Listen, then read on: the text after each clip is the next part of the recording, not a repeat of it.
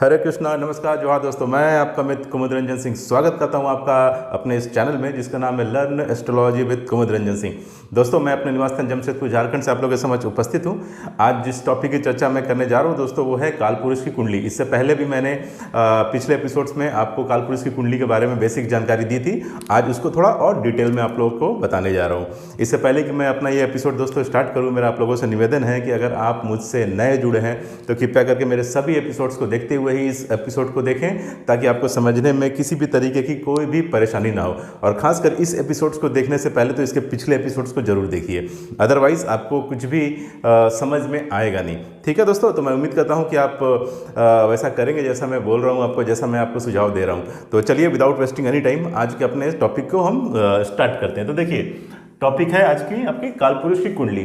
तो देखिए, पिछले एपिसोड्स में मैं आप लोगों को बता चुका हूं कि काल पुरुष जो होता है, ठीक है, वो बहुत विद्वान भगवान विष्णु की जो कुंडली होती है उनको काल पुरुष की कुंडली मानते हैं। कुछ भगवान शिव की कुंडली को भी काल पुरुष की कुंडली मानते हैं, कुछ भगवान ब्रह्मा की कुंडली को काल पुरुष की कुंडली मानते हैं। ठीक है, लेकिन देखिए, ये तीनों तो है तो एक ही। ठीक है, ब्रह्मा विष्णु महेश, ये तीनों त्रिदेव जो हैं वो एक ही हैं। ठीक है, इनका जो ओरिजिन है, उद्गम है, वो ओमकार है, ओम है। तो इसलिए आप जो समझना है, आप चाहें तो इनको ब्रह्मा जी की कुंडली समझ लीजिए, चाहें तो विष्णु जी की कुंडली समझ जाइए, या चाहें तो भगवान शिव की कुंडली समझ जाइए। ठीक है, मैं जहाँ तक मेरा मानना है कि जो हमारे भगवत गीता में जो विराट स्वरूप जो भगवान का वर्णन है, ठीक है, हमारे भगवत गीता में भगवान के विराट स्वरूप का वर्णन है, तो मैं भगवान विष्णु की कुंडली को ही कालपुरुष की कुंडली मान रहा हूँ। क्लियर है दोस्तों? विराट स्वरूप, जैसा आप लोगों को मालूम होगा कि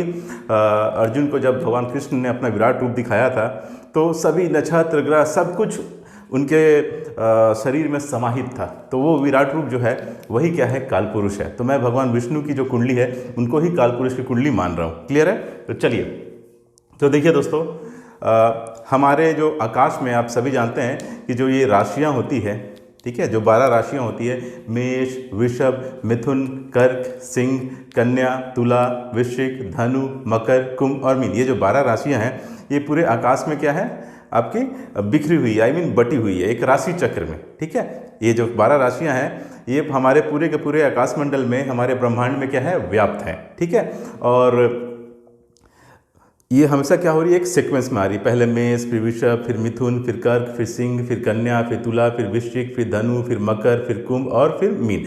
तो ये जो 12 राशियां हैं जो इस पूरे आकाश मंडल में, ब्रह्मांड में जो फैली हुई है, व्याप्त हैं, वही 12 जो राशियां हैं उसको हमारे शरीर में शो किया गया है कि वो राशियां हमारे शरीर के किन किन अंगों में समाहित है, किन किन अंगों को रिप्रेजेंट कर रही है, किन किन अंगों पर अपना प्रभाव डाल रही है। तो राशि चक्र में जिस तरीके से 12 राशियां हैं, उसी तरीके से हमारे शरीर में भी इन 12 राशियों को शो किया गया है। अब चूंकि होता क्या है दोस्तों कि ये जो 12 राशियां हैं, ठीक है, इनको माना गया है कि जो काल पुरुष की जो शरीर है, जैसा भगवान विष्णु का जो शरीर है, ये इन पूरे 12 राशियों में व्याप्त है। ठीक है, काल पुरुष की कुंडली यानी भगवान विष्णु की जो कुंडली है वो इन 12 राशियों में संपूर्ण ब्रह्मांड में व्याप्त है। तो हम जानते हैं कि हमारा जो शरीर है वो भी क्या है, एक लघु ब्रह्मांड है। ठीक है, और हम भी क्या है, भगवान विष्णु के एक अंश हैं।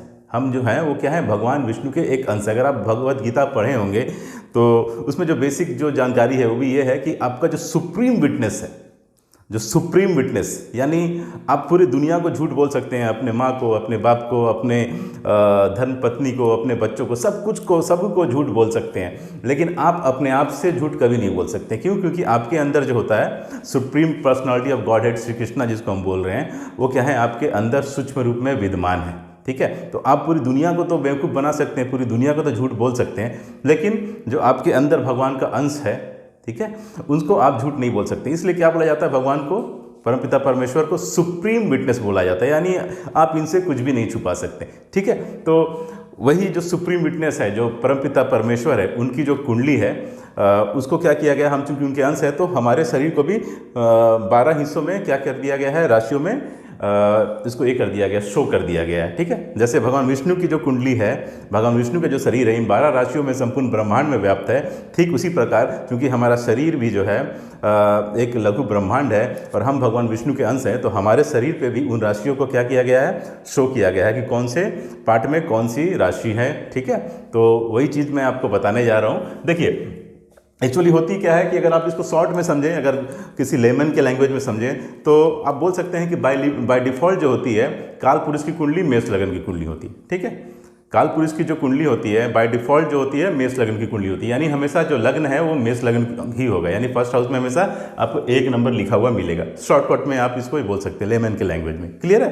तो देखिए ये होगी आपकी काल पुरुष की कुंडली, ये आपका फर्स्ट हाउस, ये आपका second house, third house, fourth house, fifth house, sixth house, seventh house, eighth house, ninth house, 10th house, 11th house और 12th हाउस। क्लियर है दोस्तों? यहाँ मैंने हाउस ये जो लिखा है 1 नंबर 2 नंबर जो लिखा है एक्चुअली राशियों का नंबर लिखा है दोस्तों। ठीक है, मेष राशि फर्स्ट हाउस में है, इसलिए मेष राशि का मतलब 1 नंबर से इंडिकेट किया जाता है, वृषभ राशि को 2 नंबर से, मिथुन को 3 नंबर से, कर्क को 4 से, सिंह को 5 से, कन्या को 6 से, तुला को 7 से, वृश्चिक को 8 से, धनु को 9 से, मकर को 10 से, कुंभ को 11 से और मीन को 12 से। क्लियर है? तो मैंने यहाँ क्या लिखा है, राशियों का नंबर लिखा है। तो आप ये समझ गए कि ये क्या है, आपकी एक मेष लग्न की कुंडली है, इसलिए आप इसको क्या बोल सकते हैं, काल पुरुष की कुंडली बोल सकते हैं। तो देखिए दोस्तों होता क्या है कि आप जानते हैं कि व्यक्ति का लग्न जो होता है वो चेंज हो सकता है। कभी मेष लग्न हो सकता है, कभी वृषभ लग्न हो सकता है, कभी मिथुन, कर्क, सिंह, कन्या, तुला, वृश्चिक, धनु, मकर, कुंभ और मीन, कुछ भी उसका लग्न हो सकता है। लेकिन आप जानते हैं कि हाउसेस जो हैं, जो भाव हैं कुंडली में, वो कभी चेंज नहीं हो सकते। ठीक है, फर्स्ट हाउस हमेशा फर्स्ट हाउस ही रहेगा, किसी भी लग्न की कुंडली हो। Second, third, fourth, fifth, six, 7th, 8th, 9th, 10th, 11th, 12th, ये सभी भाव जो होंगे वो हमेशा फिक्स रहेंगे, ये मूव नहीं करते, ये हमेशा फिक्स रहते हैं, कांस्टेंट रहते हैं। तो इस तरीके से फर्स्ट हाउस जैसा आपको मैंने दिखाया है काल पुरुष की कुंडली में, ये काल पुरुष की जो कुंडली होगी ये फर्स्ट हाउस इनका क्या करेगी, मेष जो राशि है काल पुरुष की कुंडली में, जैसा मैंने आपको इसके पिछले एपिसोड में बताया था कि मेष राशि काल पुरुष की कुंडली में सिर को दिखाती है। ठीक है, इससे पिछले एपिसोड्स को आप जरूर देखिए दोस्तों, उसमें मैंने फिगर ड्रॉ करके आपको बताया था कि मेष राशि जो होती है काल पुरुष की कुंडली में सिर में रहती है, सिर में स्थित है। ठीक है, या बोलते हैं कि सिर पे अपना प्रभाव डालती है। तो मेष लगन की कुंडली, मेष जो राशि है उसका स्थान जो है काल पुरुष की कुंडली में वो सिर पर है। वृषभ जो राशि है उसका स्थान काल पुरुष की कुंडली में मुख पर यानी चेहरे पे है। ठीक है, मिथुन राशि का स्थान काल पुरुष की कुंडली में गला में, बाहों में, बाजुओं में है। ठीक है, कर्क राशि का स्थान काल पुरुष की कुंडली में हृदय में है। सिंह राशि का स्थान काल पुरुष की कुंडली में पेट पे है, जिसको आप स्टोमक बोलते हैं। कन्या राशि का स्थान काल पुरुष की कुंडली में कमर पे है। तुला राशि का स्थान काल पुरुष की कुंडली में जनेंद्रियों पे यानी इंटरनल जो सेक्स ऑर्गन्स होते हैं, इंटरनल सेक्स ऑर्गन उस पे है। वृश्चिक राशि का स्थान काल पुरुष की कुंडली में गुदा पे और आपके जो रिप्रोडक्टिव सिस्टम यानी जो एक्सटर्नल सेक्स ऑर्गन्स है उस पे है, उसमें स्थित है। धनु राशि का स्थान काल पुरुष की कुंडली में जांघों पे और कुल्हे पे है। मकर राशि का स्थान काल पुरुष की कुंडली में आपके घुटनों पर है। कुंभ राशि का स्थान काल पुरुष की कुंडली में आपके पिंडलियों पे है। पिंडली में तो आप समझ रहे हैं, पैर के जो घुटने होते हैं उसके जस्ट नीचे से स्टार्ट कीजिए और पैर के तलवे से ऊपर यानी एंकल से ऊपर और घुटने से नीचे। ठीक है, तो वो क्या होती है, पिंडली कहलाती है। मीन राशि का स्थान काल पुरुष की कुंडली में पैर पर होता है। ठीक है, इसको मैंने आपको पिछले एपिसोड में बता दिया है। अब देखिए, अब सबसे इंपॉर्टेंट टॉपिक है कि ये काल पुरुष की कुंडली यूज़ कहाँ होती है। तो काल पुरुष की कुंडली का यूज़ होता है दोस्तों मेडिकल एस्ट्रोलॉजी में। काल पुरुष की कुंडली का नॉलेज अगर आपको है तो आप किसी भी व्यक्ति की कुंडली को देख करके बता सकते हैं कि ये अमुक व्यक्ति, ये जातक किस बीमारी का शिकार हो सकता है, किस अंग में इसको बीमारी लग सकती है और किस उम्र में इसको बीमारी लग सकती है। ठीक है, तो मेडिकल एस्ट्रोलॉजी को समझने के लिए काल पुरुष की कुंडली को समझना आपके लिए बहुत बहुत निहायत आवश्यक है। ठीक है दोस्तों, तो देखिए ये हो गई आपकी काल पुरुष की कुंडली जो कि बाय डिफॉल्ट मेष लग्न की कुंडली है। मेष राशि जो होती है सिर को रिप्रेजेंट करती है, सिर में स्थित होती है। तो सिर से रिलेटेड जो भी बीमारियां होती है जैसे मतलब सर दर्द वगैरह देना, ठीक है, या फिर मस्तिष्क से रिलेटेड बीमारी, ब्रेन से रिलेटेड जो बीमारियां हो गई, क्रेनियम हड्डी, ठीक है, क्रेनियम हड्डी मतलब जो ये स्कल है ना ऊपर की, उसको हम क्या बोलते हैं, क्रेनियम हड्डी बोलते हैं इंग्लिश में, या इसको आप हिंदी में खोपड़ी की हड्डी बोल सकते हैं। तो इन सभी चीज़ों से रिलेटेड जो बीमारियां हो सकती है वो आपको मेष राशि जो है इन सभी पार्ट्स को आपको शो करता है। ठीक है, फिलहाल आप ये समझिए कि मेष राशि आपके शरीर जो सिर पे स्थित है वो किन किन चीज़ों को शो कर रहा है। तो मेष राशि आपको शो करता है सिर को, दिमाग को, ठीक है, यानी ब्रेन को, और क्रेनियम हड्डी को, यानी खोपड़ी की जो हड्डी जो स्कल है उसको। वृषभ राशि जो होती है, वृषभ राशि शो करती है आपको चेहरे को, यानी फेस को, मुंह को, आंख को और दांतों को। ठीक है, वृषभ राशि आपके जो शरीर जो है, जो कालपुरुष की कुंडली में, ठीक है, आप इसको कालपुरुष की कुंडली बोलिए, वृषभ राशि कालपुरुष की कुंडली में मुख को शो करती है, यानी फेस को शो करती है। इसको मैं और डिटेल में लिखूं तो चेहरे को, मुंह को, आंख को, दांतों को शो करती है, क्योंकि पूरा फेस, चेहरा तो इससे ही मिलकर बना है। ठीक है, नेक्स्ट है दोस्तों मिथुन। तो देखिए मिथुन राशि की कुंडली, मिथुन राशि जो होती है वो कालपुरुष की कुंडली में गला को और बाहों को शो करती है। ठीक है, तो इसको अगर मैं थोड़ा डिटेल में लिखूं तो गला को, कंधे को, हाथ को, बाजुओं को, इन सबों को रिप्रेजेंट करती है कालपुरुष की कुंडली में। ठीक है, ये जो भी राशियां हैं इसको मैं ग्रीन मार्कर से इंसर्कल कर दे रहा हूं। ठीक है, नेक्स्ट है दोस्तों कर्क राशि। देखिए कर्क राशि कालपुरुष की कुंडली में हृदय को रिप्रेजेंट करती है, हृदय में स्थित है। तो हृदय में स्थित है तो उसके आसपास का पोर्शन कौन हुआ, वहां से रिलेटेड पोर्शन फेफड़ा हुआ, दिल हुआ, छाती यानी कि चेस्ट हुआ। ठीक है, तो कर्क राशि कालपुरुष की कुंडली में फेफड़े को, दिल को, छाती, इन सभी चीज़ों को रिप्रेजेंट करती है। क्लियर है। नेक्स्ट हुआ दोस्तों सिंह। तो देखिए सिंह राशि कालपुरुष की कुंडली में पेट को रिप्रेजेंट करती है, तो मैंने यहाँ लिख दिया सिंह राशि जो है पेट को रिप्रेजेंट करती है, यानी कि स्टोमक को रिप्रेजेंट करती है। नेक्स्ट है दोस्तों तुला। तो देखिए तुला राशि जननेंद्रिय यानी इंटरनल ऑर्गन्स को, इंटरनल जो सेक्स ऑर्गन्स है उसको रिप्रेजेंट करते हैं। ठीक है, इसको अगर मैं डिटेल में लिखूं तो गर्भाशय को, स्त्रियों में जो गर्भाशय होता है उसको तुला राशि रिप्रेजेंट करती है। ठीक है, कालपुरुष की कुंडली में तुला राशि जो हो गई गर्भाशय को रिप्रेजेंट करेगी स्त्रियों के केस में, मूत्राशय को रिप्रेजेंट करेगी पुरुषों के केस में, यानी यूरिन ट्रैक्ट जो होता है, और किडनी जो होता है उसको भी तुला राशि जो होती है कालपुरुष की कुंडली में रिप्रेजेंट करती है। नेक्स्ट है दोस्तों वृश्चिक राशि। तो देखिए वृश्चिक राशि जो है वो आपके गुर्दे को और रिप्रोडक्टिव सिस्टम को, यानी कि जो एक्सटर्नल सेक्स ऑर्गन्स है उनको आपकी वृश्चिक राशि कालपुरुष की कुंडली में रिप्रेजेंट करती है। नेक्स्ट है दोस्तों धनु। तो धनु राशि दोस्तों आपकी कालपुरुष की कुंडली में जांघों को और कुल्हे को रिप्रेजेंट करती है। क्लियर है, जांघों को और कुल्हे को रिप्रेजेंट करती है। मकर राशि दोस्तों कालपुरुष की कुंडली में घुटने को रिप्रेजेंट करती है, पैर के जो घुटने हैं उसको कालपुरुष की कुंडली में मकर राशि रिप्रेजेंट करती है। कुंभ राशि कालपुरुष की कुंडली में पिंडलियों को रिप्रेजेंट करती है, यानी पैर के घुटने से नीचे और तलवे से ऊपर का जो भाग है, यानी जो जिसको एंकल आप बोल रहे हैं उससे ऊपर का जो भाग है, ठीक है, वो क्या होगी, पिंडली कहलाती है। तो कुंभ राशि जो होती है कालपुरुष की कुंडली में पिंडलियों को रिप्रेजेंट करती है। मीन राशि कालपुरुष की कुंडली में पैर को रिप्रेजेंट करती है, यानी नीचे का जो पाँव है विथ फिंगर्स, ठीक है, जो नीचे का तलवा है, पाँव है फिंगर के साथ, उंगलियों के साथ, वो क्या है आपका, उसको रिप्रेजेंट करती है मीन राशि कालपुरुष की कुंडली में। ठीक है दोस्तों, तो अब देखिए इतना आपने जान लिया, मैंने इसको क्या किया, कालपुरुष की कुंडली में भाव सहित इसको लिख दिया। क्लियर है दोस्तों। अब मैंने बताया आपको कि जब भी आपको कालपुरुष की कुंडली के द्वारा किसी भी व्यक्ति की कुंडली को रीड करना हो तो आप क्या करेंगे, आप कालपुरुष की कुंडली को एक रेफरेंस के तौर पे लेंगे। ठीक है, कालपुरुष की कुंडली को हमेशा आप एक रेफरेंस के तौर पे लेंगे और उसको जरूर रीड करेंगे। व्यक्ति की जातक की कुंडली को तो आपको जरूर अपने पास रखना है, लेकिन साथ में आपको कालपुरुष की कुंडली को भी अपने दिमाग में हमेशा याद करके रखना है, याददाश्त में उसको हमेशा रखना है। क्यों? क्योंकि इसको आप रेफरेंस मान के ही बता सकते हैं कि फलाना जो जातक है उसको कौन सी बीमारी होगी। क्लियर है दोस्तों। तो देखिए, जैसे अब मान लीजिए जातक की कुंडली है, ठीक है, मान लीजिए जातक की कुंडली किसी भी लग्न की कुंडली हो सकती है, वृषभ लग्न की, मिथुन लग्न की, कर्क लग्न की, सिंह की, कन्या, तुला, वृश्चिक, धनु, मकर, कुंभ और मीन, किसी भी लग्न की कुंडली हो। ठीक है दोस्तों, किसी भी लग्न की कुंडली हो, अगर जातक का, जैसे मान लीजिए मैं यहाँ पे बना दे रहा हूँ,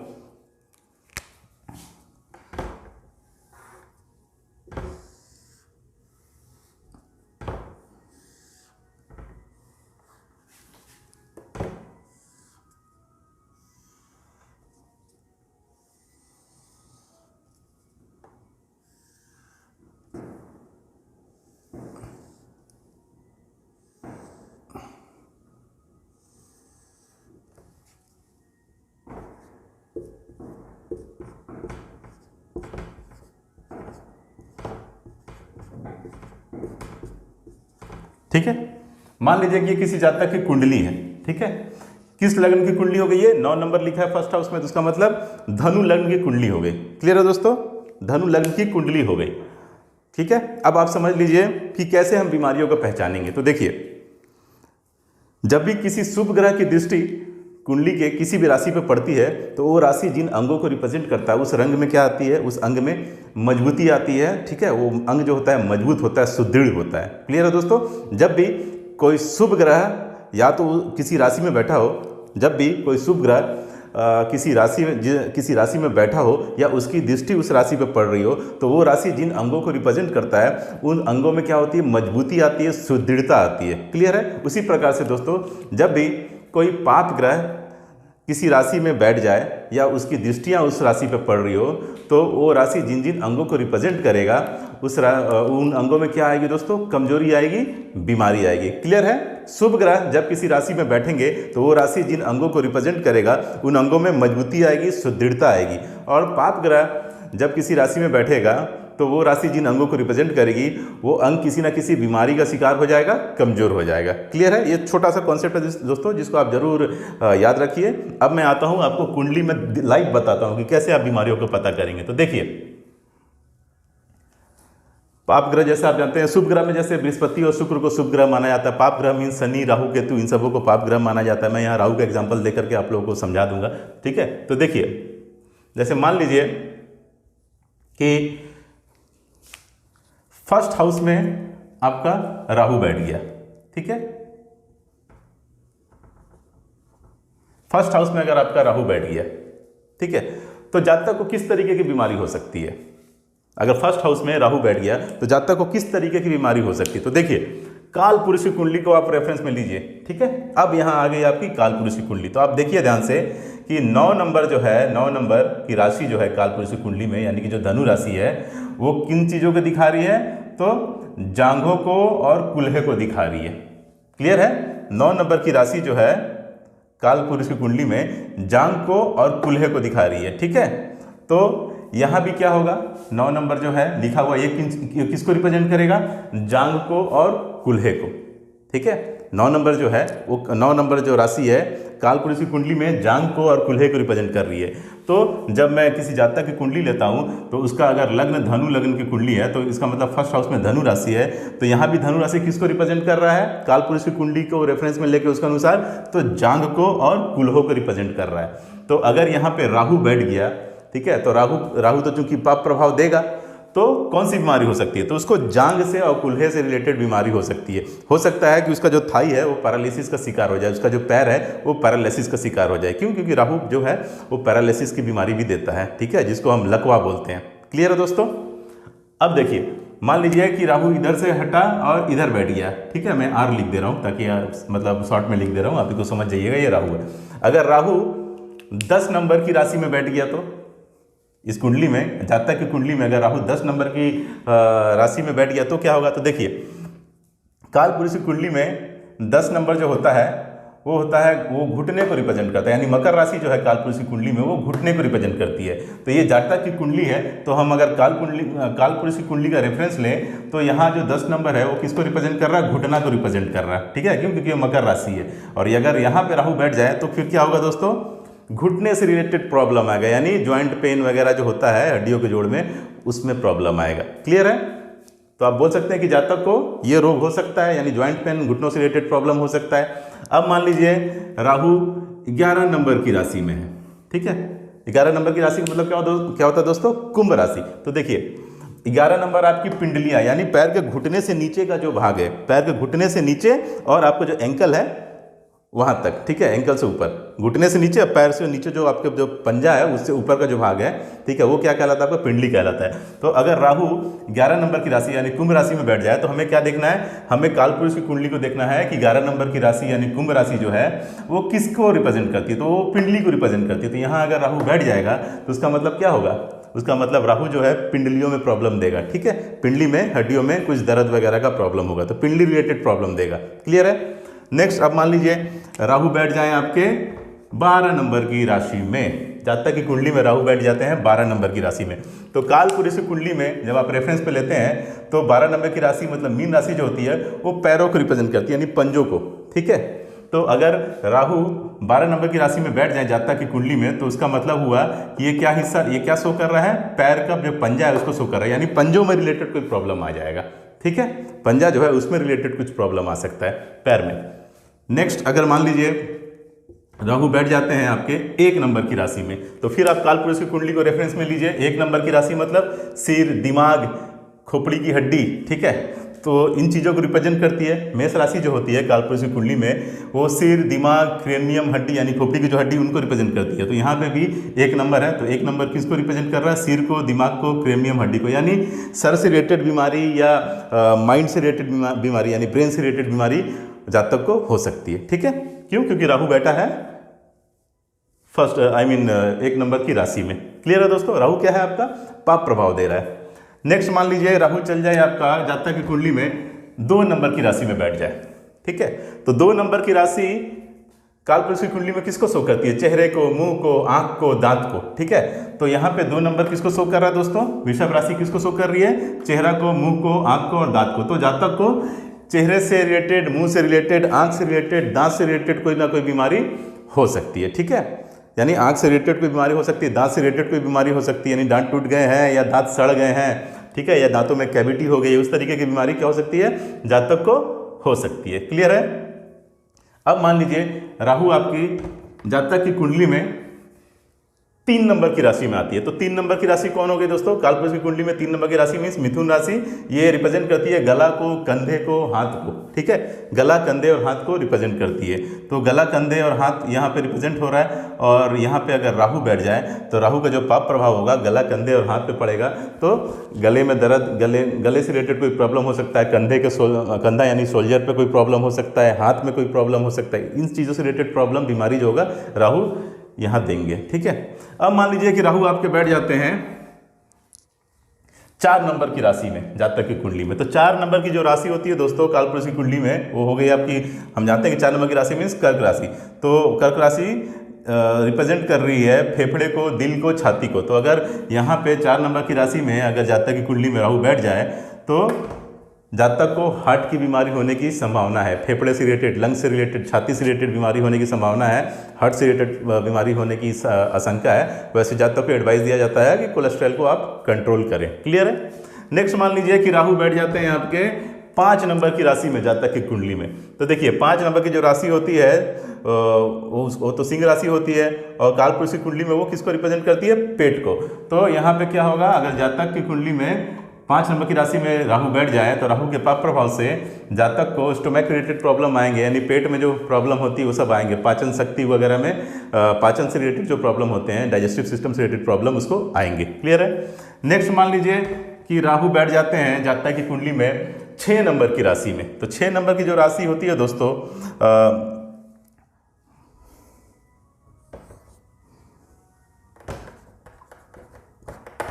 ठीक है, 6 नंबर की जो राशि होती है दोस्तों वो क्या होती है? कमर को रिप्रेजेंट करती है। ठीक है, कालपुरुष की जो कुंडली हो गई उसमें क्या करती है? कमर को रिप्रेजेंट करती है। तो अगर 6 नंबर की राशि में अगर बैठ जाए राहु देवता जातक की कुंडली में तो कमर से रिलेटेड, कमर दर्द वगैरह वाला जो प्रॉब्लम होगा वो क्या होगा? जातक को मिलेगा। ठीक है, अब मान लीजिए राहु देवता बैठ जाते हैं जातक की कुंडली में 7 नंबर की राशि में। ठीक है, तो 7 नंबर की राशि जो होती है, हम जानते हैं तुला राशि होती है, वो आपका क्या शो करता है? वो आपको गर्भाशय को, मूत्राशय को, किडनी को शो करता है कालपुरुष की कुंडली में। तो अगर 7 नंबर की राशि में जातक की कुंडली में राहु देवता बैठ जाते हैं तो अगर वो फीमेल है, लेडीज़ है, तो उनको गर्भाशय से रिलेटेड प्रॉब्लम आएगा। ठीक है, यानी बच्चा को कैरी कर पाने में उनको प्रॉब्लम होगा, बच्चा कंसीव कर पाने में उनको प्रॉब्लम होगा। और पुरुष है तो उनको यूरिन जो ट्रैक्ट है, मूत्राशय जो मार्ग है, उसमें प्रॉब्लम होगा, और किडनी रिलेटेड प्रॉब्लम भी हो सकता है। तो अगर राहु बैठ जाए 7 नंबर की राशि में जातक कुंडली में तो ये सभी बीमारियां हो सकती है। अब मान लीजिए राहु देवता बैठ जाते हैं जातक की कुंडली में 8 नंबर की राशि में। तो 8 नंबर की राशि जो होती है दोस्तों वो होती है वृश्चिक राशि, जैसा कि हम सभी जानते हैं 8 नंबर की राशि। अब वो इंडिकेट करती है हमारे एक्सटर्नल सेक्स ऑर्गन्स को। ठीक है, तो अगर जातक की कुंडली में 8 नंबर की राशि यानी वृश्चिक राशि में राहु देवता बैठ जाते हैं तो जातक को sex related disease, sexual organ से रिलेटेड जो डिजीज होगी उसकी होने की संभावना बनी रहती है। क्लियर है दोस्तों? तो इस तरीके से आपने देख लिया कि काल पुरुष की जो कुंडली है उसको हम क्या करते हैं? एक रेफरेंस के तौर पे लेते हैं, एक बेंचमार्क के तौर पे, एक स्टैंडर्ड के तौर पे लेते हैं। ठीक है, और उस कुंडली को जातक की जो पर्सनल कुंडली होती है उससे कंपेयर करते हैं। उसके बाद बताते हैं कि जातक को कौन सा बीमारी होने की प्रबल संभावना है। क्लियर है दोस्तों।